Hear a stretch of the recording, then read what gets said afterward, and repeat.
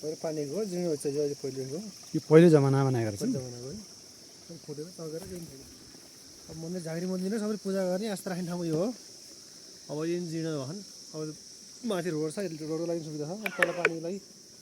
हल्का केही गर्न सकियो भने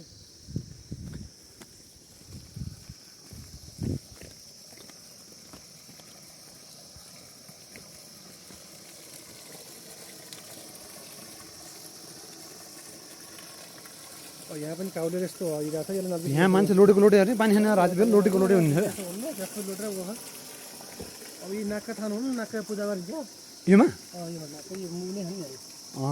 नाकको पूजा गरिन्छ भनेपछि यो टिपिकल वाल बनाएर ढुङ्गालाई बाहिर राखिदिने योलाई राखिदिने अनि यता यो पुरानो यो अब कतामा पानी भाँसिएर त गएर धारा पुरानो धारा नि धारा कुने